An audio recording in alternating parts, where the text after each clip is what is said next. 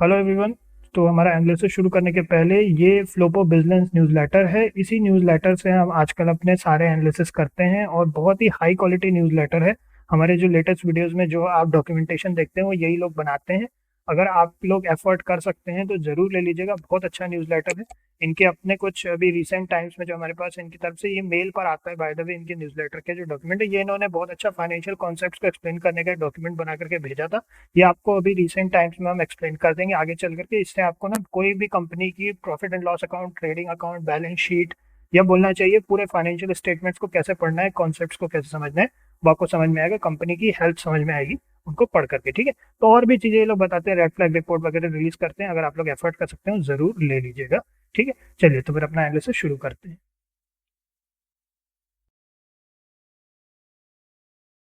चलिए तो फिर शुरू करते हैं। तो फिर अभी अपन डिस्कस करने वाले हैं टाटा इन्वेस्टमेंट कॉरपोरेशन लिमिटेड को।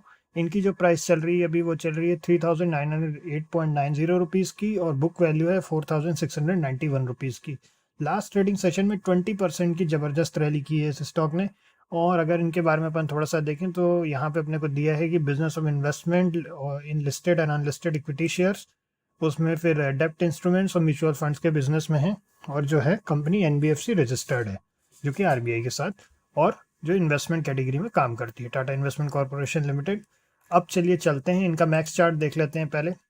मैक्स चार्ट देखें तो अपने मैक्स को टच किए हुए अच्छी खासी रैलीज की हैं इन्होंने। नियर नियर हिस्टोरिकल अपन देखें डेटा तो बहुत बढ़िया रैली की है। और अभी जो है अपन ने प्राइस देखी ली 3908.90 रुपीज़ की। प्रोज एंड कॉन्स में देखें तो पहले बुरी खबरें देख लेते हैं, जिसमें टैक्स रेट लो है कंपनी का, रिटर्न ऑन इक्विटी जो है वो भी लो है 1.30% का लास्ट 3 ईयर से। अब देखें तो कंपनी डेट फ्री है, और कंपनी अच्छी चीज़ों में कंपनी डेट फ्री है। स्टॉक जो है 0.83 टाइम्स ट्रेड कर रहा है बुक वैल्यू से, और कंपनी ने डिविडेंड पे आउट 102% का अच्छा खासा रखा है। अब अगर अपन यहाँ नेट प्रॉफिट की बात करें तो कंपनी की ज़्यादातर क्या सभी क्वार्टर्स प्रॉफिट में है कंपनी के।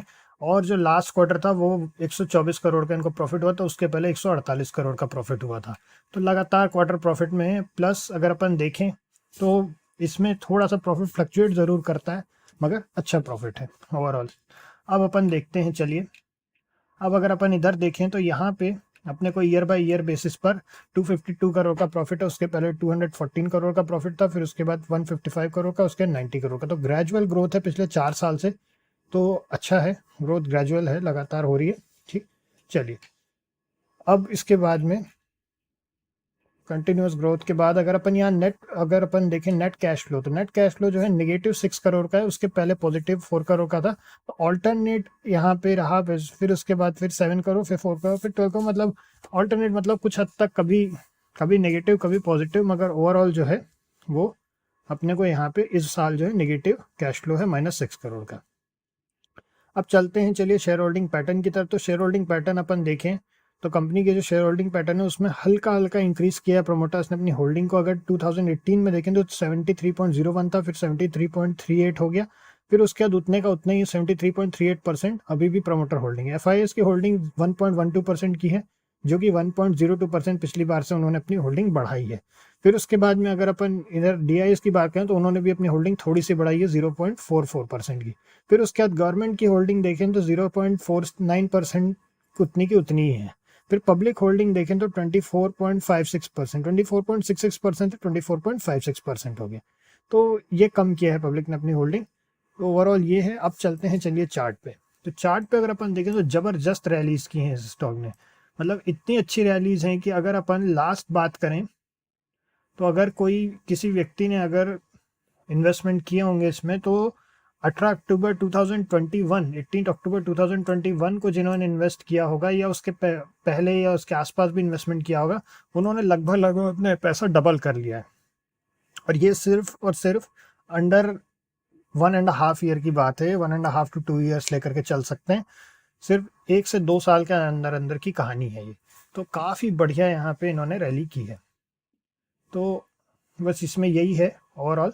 तो ये अपन ओवरऑल मतलब रिटर्न्स काफ़ी अच्छे दिए हैं अपन। अभी तो अपने को एंट्री पॉइंट अब डिसाइड करना है। तो अगर हम प्लान करते हैं इसमें किसी भी तरह की कोई एंट्री, तो चूंकि जब इतनी बड़ी रैली हो जाती है तो नॉर्मली ये माना जाता है कि थोड़ी सी सेलिंग आने के चांसेस जरूर हैं।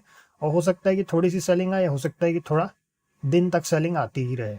और ये वीकली चार्ट है तो इसमें अपने को ये मान के चलना है कि थोड़ा होल्डिंग टाइम जो है थोड़ा ज़्यादा भी हो सकता है। तो अपन देखते हैं, चलिए लेट्स सी। ओवरऑल इसने अपने सारे पिवट्स ब्रेक कर दिए हैं, सारे वीकली पिवट्स वगैरह सब ब्रेक हो चुके हैं। तो अपने पास कोई रेफरेंस यहाँ पे नहीं है, तो अपन 3950 के ऊपर ही एटलीस्ट हम किसी भी तरह का कोई भी प्लानिंग करेंगे 3950 रुपीज़ के ऊपर। उसके पहले यहाँ पे कोई ऐसा खास यहाँ दिख नहीं रहा है किसी भी तरह का कोई अपॉर्चुनिटी। बट 3950 के ऊपर बहुत छोटी क्वांटिटी में कैसल लेकर के 5 मिनट पर ट्रेल करते हुए एंट्री की जा सकती है। तो 3950 ये हमारा पॉइंट रहेगा। तो बस इसमें इतना ही है, नेक्स्ट में मिलते हैं आप लोगों से। ओके।